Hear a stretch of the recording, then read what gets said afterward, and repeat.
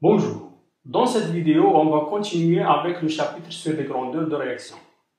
On va voir l'enthalpie de réaction, l'enthalpie de formation, la formule de Hess et la relation de Kirchhoff. Bismillahirrahmanirrahim. On continue avec notre premier chapitre de chimie, les grandeurs de réaction. Aujourd'hui avec les grandeurs, enthalpie de réaction et de formation. On va commencer par l'enthalpie de réaction. Pour cela, on va considérer un système formé des constituants AI de quantité Ni. On a donc un système constitué de N1 mol de A1, N2 mol de A2, N3 mol de A3, etc.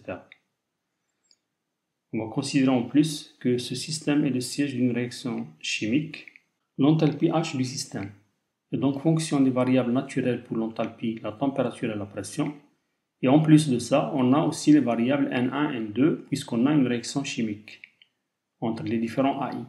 Donc mathématiquement, pour une transformation élémentaire, on peut écrire la variation de l'enthalpie dH est égale à la dérivée partielle de H par rapport à la première variable, la température, en gardant les autres variables constantes, fois dt, plus la dérivée partielle par rapport à la deuxième variable P, en gardant toutes les autres variables, dP, plus la dérivée partielle de H par rapport à N1, en gardant la température, la pression et les différents Nj différents de 1 constants, dN1 plus, etc. On pose Hi comme ça, minuscule, est égal à la dérivée partielle par rapport à Ni, en gardant la température, la pression et les différents Nj différents de I constants. Et on l'appelle l'enthalpie molaire partielle du constituant AI. Elle est molaire parce qu'on a divisé par une quantité de matière, et partielle parce qu'elle est relative à un constituant AI parmi d'autres. Donc là, on a petit h1 fois dN1, plus h2 fois dN2, etc. Alors pour les dNi, on va les remplacer en utilisant l'expression qu'on avait vue avant de l'avancement. Xi est égal à Ni moins N0i sur Ni. On tire à partir de cette expression, Ni est égal à N0i plus NI fois Xi. Alors, comme N0i et NI sont des constantes, on a pour une transformation élémentaire, dNi est égal à NI dXi. Et en remplaçant tout ceci, on obtient l'expression de dH. Ici, on a remplacé dN1 par nu1 dXi, là dN2 par nu2 dXi, etc. Alors, on remarque qu'on a dXi partout, on peut le mettre en facteur, et on obtient alors ici sigma nu hi, le tout facteur de dXi. Et comme ça, on remarque que h est une variable de t, p, xi, de 3 variables seulement, parce qu'on a ici dt, dp et dxi. Et mathématiquement, on peut écrire alors que dh est égal à cette expression-là. Et comme ça, par identification, on voit que ce terme-là est égal à sigma nu i hi. On pose delta RH est égal à sigma nu i hi est égal à la dérivée partielle de h par rapport à xi à température et pression constante. Et c'est cette quantité-là qu'on appelle enthalpie de réaction. Pour une pression de 1 bar, qu'on note P0, est égal à 10 puissance 5 pascal, c'est ce qu'on appelle la pression standard ou pression de référence. On l'appelle comme ça de référence parce qu'il est proche de la pression atmosphérique qui est égale à 1,013 bar. Sous cette pression-là, l'enthalpie de réaction est notée delta RH 0 avec un petit 0 ici qui est égal à sigma nu i hi 0. On l'appelle enthalpie standard de réaction. Hi0, c'est l'enthalpie molaire partielle standard du constituant AI. Pour une transformation à température et pression constante, le dt est égal à 0 et le dp est égal à 0, donc ces deux termes-là vont disparaître. Il reste alors que dh est égal à delta RH fois dxi. Et en passant de l'état initial caractérisé par xi est égal à 0 à l'état final caractérisé par xi différent de 0, la chaleur échangée avec le milieu extérieur est notée d'après ce qu'on avait vu, c'est Qp puisqu'on a la pression constante, qui est égale à delta H d'après ce qu'on avait vu, est égale alors l'intégrale de delta RH dxi de l'état initial, xi est égal à 0, à l'état final, xi différent de 0. Généralement, le delta RH est indépendant de xi, on peut donc le faire sortir de l'intégrale, et on obtient la relation intéressante suivante, Qp est égal à delta RH fois xi. Pour xi supérieur à 0, c'est-à-dire dans le sens direct, QP et delta RH sont de même signe, d'après l'expression précédente. Donc, si la réaction dans le sens direct est endothermique, QP est positif et donc delta RH est positif. Et si la réaction dans le sens direct est exothermique, QP est négative et donc delta RH est négative. On va voir maintenant l'influence de la température sur delta RH à pression constante. Et on va considérer cette pression est égale à la pression standard P0. Pour cela, on va calculer la dérivée de delta RH0 par rapport à la température. Le 0 parce qu'on a P est égal à P0. On remplace d'abord le delta RH0 par sigma nu i HI0. Et ici, on a la dérivée d'une somme. Les nu i sont des constantes, donc on peut écrire que c'est la somme des dérivées. Et on a fait sortir le nu i. Or, d'après ce que vous avez vu en physique, à pression constante, l'expression de dH, c'est Cp dt. Avec grand Cp, c'est la capacité thermique à pression constante. En divisant par n des deux côtés, on obtient ici l'enthalpie molaire. Et là, c'est la capacité molaire à pression constante, fois dt. D'où la dérivée de HI0 par rapport à la température, c'est CPI0. Avec CPI0, la capacité thermique molaire à pression constante du constituant AI. Donc en remplaçant, la dérivée de delta RH0 par rapport à la température est égale à sigma nu i CPI0. Et par analogie avec l'expression sigma nu i HI0 est égale à delta RH0, on écrit ici, cette expression est égale à delta R Cp0. Dans un domaine de température de T0 jusqu'à T, où il n'y a pas de changement d'état, on va voir pourquoi par la suite, on a, d'après l'expression précédente, D de delta RH0 est égal à delta R Cp0 fois dt. On peut donc intégrer entre les deux températures, de la température T0 jusqu'à T. De ce côté-là, on obtient la différence delta RH0 de T moins delta RH0 de T0. Et en déplaçant ce terme-là vers la droite, on obtient ce qu'on appelle la loi de Kirchhoff. Delta RH0 de T est égal à delta RH0 de T0 plus l'intégrale de T0 à T de delta RCP dt. Une remarque, c'est que le dernier terme, celui-là, est souvent négligeable devant les deux autres. On aura donc delta RH0 de T à peu près égal à delta RH0 de T0. C'est ce qu'on appelle l'approximation d'Illingham. Cette approximation consiste à considérer delta RH0 constante, indépendante de la température, dans un intervalle où il n'y a pas de changement d'état. Pour un changement d'état du constituant AI, de l'état physique 1 à l'état physique 2, on a la variation de l'enthalpie molaire H de AI à l'état 2 moins H de AI à l'état 1 est égal à L12 de AI. C'est ce qu'on appelle l'enthalpie molaire de changement d'état ou chaleur latente molaire. Notez que au cours du changement d'état, la température reste constante. Donc pour une température de changement d'état, le delta RH0 va subir une discontinuité.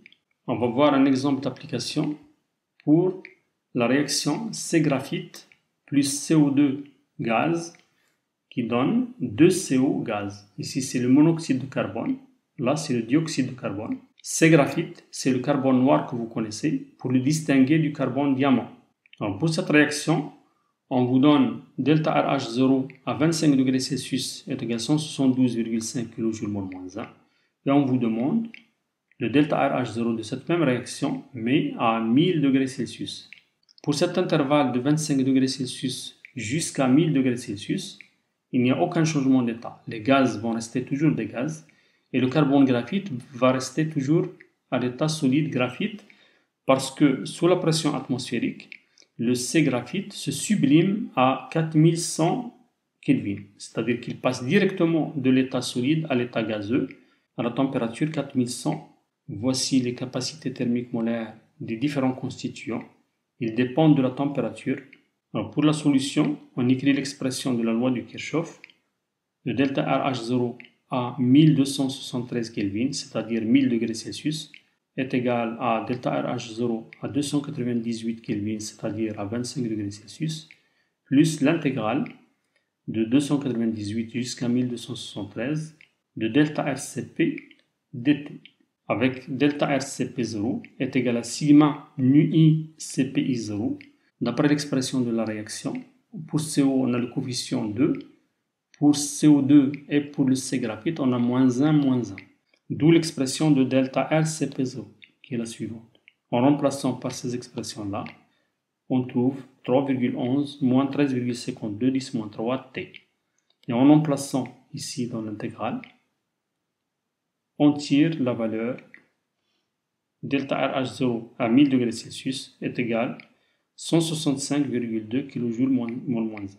Attention, cette expression c'est en joule Kelvin -1 mol -1, alors que le delta RH0 c'est en kilojoule mol -1. Donc il faut faire attention aux unités. Il faut transformer le kilojoule en joule. Il faut faire attention aussi que pour le calcul de l'intégrale, il faut absolument passer en Kelvin parce que la primitive fait intervenir le T carré. Remarquez que la valeur trouvée, 165,2, n'est pas très loin de 172,5, malgré que la température a beaucoup changé. On a passé de 25 degrés Celsius jusqu'à 1000 degrés Celsius. Si on fait la différence divisée par 172,5, on trouve une variation d'environ 4% seulement. Ce qui prouve que, effectivement, cette intégrale-là est négligeable devant les deux autres. On passe maintenant à petit 2, enthalpie de formation, et on va définir d'abord quelques notions. L'état standard de référence d'un corps à la température T. C'est l'état physique sous lequel il est stable sous la pression P0 est égale à 1 bar, c'est-à-dire sous la pression atmosphérique à peu près. On va voir quelques exemples. Pour le carbone, c'est le carbone graphite, qu'on note CGR, c'est le carbone noir que vous connaissez. Pour l'oxygène, on le trouve dans la nature sous forme de O2, gaz. On le trouve aussi sous forme de O3, gaz, c'est-à-dire l'ozone, mais il est instable. Donc l'état standard pour l'oxygène, c'est O2, gaz. Pour le fer, on le trouve sous forme solide, Fe, solide. Et tout ceci à 298 Kelvin, c'est-à-dire à 25 degrés Celsius. On définit aussi ce qu'on appelle la réaction de formation d'un composé. C'est la réaction au cours de laquelle une mole de ce composé est formée à partir des corps simples qui le composent pris dans leurs états standards. On va donner un exemple. La réaction de formation de H2O liquide par exemple. On doit obtenir une mole de H2O liquide. Ce corps est composé de l'hydrogène H et de l'oxygène O. Donc dans cette réaction, on doit partir ici de l'hydrogène à l'état standard, le corps simple, et le corps simple oxygène à l'état standard. D'où on doit mettre ici H2 gaz plus 1,5 O2 gaz, le 1,5 pour équilibrer. On définit maintenant l'enthalpie de formation notée delta FH, ou encore on la note delta RHF d'un corps. C'est l'enthalpie de réaction delta RH de la réaction de formation de ce corps, tout simplement. Par exemple, pour l'enthalpie de formation de H2O liquide, c'est le delta RH de cette réaction-là. Une remarque, c'est que pour un corps simple dans son état standard, l'enthalpie de formation est nulle. Si on prend l'exemple de C-graphite, son enthalpie de formation est nulle. Parce que c'est le delta RH de la réaction entre guillemets de Cr gaz qui donne Cr gaz. Parce qu'on doit fabriquer une mole d'après la définition de la réaction de formation à partir du corps simple à l'état standard. Ce n'est autre que Cr gaz. Donc là, il n'y a pas de transformation et bien sûr le delta FH0 va être nul. La même chose pour O2 gaz, l'enthalpie de formation est égale à 0. Par convention, on prend pour H plus aqueux, c'est-à-dire le proton en solution aqueuse, son enthalpie de formation standard est nulle et sa capacité thermique molaire à pression constante est nulle. On va voir maintenant ce qu'on appelle la formule de Hess et on va partir d'un exemple. La magnétite Fe3O4 solide plus CO gaz qui donne 3FeO solide plus CO2 gaz. Cette réaction constitue une étape dans l'industrie du fer parce que le fer dans la nature on ne le trouve pas sous forme de Fe, mais on doit l'extraire à partir de minerais, notamment la magnétite. Et donc là c'est une étape de réduction de la magnétite en FeO Et on doit passer par une deuxième étape pour réduire le FeO pour en extraire le Fe. On veut trouver le delta RH0 de cette réaction-là, qui n'est pas bien sûr une réaction de formation. On doit imaginer un autre chemin qui est le suivant. D'abord la réaction inverse de la formation de la magnétite Fe3O4. Donc là on a 3 Fe solide plus 2 O2 gaz, les corps simples à l'état standard. Là c'est la réaction inverse de la formation de CO, donc c'est C graphite plus 1,5 O2 gaz. Et puis ici on a la formation de 3 moles de FeO à partir des corps simples, 3 Fe plus 3,5 O2, et la fabrication d'une mole de CO2 à partir de O2 qui va rester ici, et le C graphite. Alors pour ces réactions-là, on doit écrire ici moins l'enthalpie de formation de Fe3O4 solide, parce que c'est la réaction inverse de la réaction de formation. La même chose ici, moins delta FH0 de CO gaz. Et là, ce sont des réactions de formation de 3 moles de FeO, donc 3 fois l'enthalpie de formation standard de FeO solide, plus, puisqu'on a ici 1, donc l'enthalpie de formation de CO2 gaz. Et puisque H c'est une fonction d'état, sa variation d'un état initial vers un état final ne dépend pas du chemin suivi. Donc le long de ce chemin, c'est delta RH0, et le long de ce chemin imaginaire, c'est la somme de toutes ces enthalpies de formation standard. D'où la relation suivante. On remarque que dans cette relation-là, on a les coefficients stoichiométriques 3, le coefficient stoichiométrique pour CO2 c'est plus 1, et les coefficients stoichiométriques de CO et de Fe3O4 moins 1, moins 1. On peut donc généraliser cette relation en écrivant que le delta RH0 de tout n'importe quelle réaction, c'est la somme des nu-I delta FH0 de AI. C'est ce qu'on appelle la formule de Hess. Les enthalpies standards de formation des différents composés connus sont données dans des tables thermodynamiques, telles que celle-ci par exemple. Donc on peut utiliser ces données-là qui sont répertoriées pour calculer les enthalpies standards de réaction de n'importe quelle réaction. On va voir un exemple, soit par exemple la réaction d'oxydation de l'ammoniac NH3 pour obtenir NO et H2O gaz. Donc cette relation est équilibrée. Sur cette même table qu'on vient de voir, on peut trouver pour NH3 l'enthalpie de formation c'est moins 46,15, pour NO plus 90,29, pour H2O gaz c'est moins 241,6, etc. À 3 chiffres significatifs, on peut prendre les données suivantes à 25 degrés Celsius. Pour NO, l'enthalpie de formation standard 90,3 kJ mol moins 1. Pour NH3, c'est moins 46,1. Et pour H2O gaz, c'est moins 242 kJ mol moins 1. On veut calculer delta RH0 à 25 degrés Celsius de cette réaction-là. On doit donc utiliser la formule de Hess. Delta RH0 est égal sigma nu I delta FH0I, c'est-à-dire 2 fois celle de NO, puisqu'on a le coefficient 2, 3 fois celle de H2O, moins 2 fois celle de NH3, et moins 5,5 celle de O2 gaz. Or, O2 gaz, c'est un corps simple à l'état standard, donc son enthalpie de formation standard est nulle. Et en remplaçant avec les valeurs données, on trouve moins 453 kJ mol moins 1, l'enthalpie de réaction de cette réaction-là. On va maintenant passer à petit 3, les grandeurs de réaction. On va en quelque sorte généraliser ce qu'on vient de voir pour n'importe quelle grandeur X, que ce soit par exemple l'enthalpie, l'énergie interne, l'entropie, etc. On définit donc la grandeur molaire partielle du constituant AI, noté comme ça XI minuscule, qui est la dérivée de la grandeur grand X par rapport à NI, en gardant la température, la pression et NJ différent de I constant. On définit aussi la grandeur de réaction, delta Rx, comme ce qu'on avait fait pour delta RH, qui est égal à sigma nu I petit xi, et qui est égal encore à la dérivée de grand X par rapport à xi, en gardant la température et la pression constante. Si on prend par exemple l'entropie standard de réaction, delta RS0, donc à la place de grand X, c'est grand S. C'est sigma nu I SI0. Si on considère par exemple cette réaction-là, vous avez vu que l'entropie augmente avec le désordre.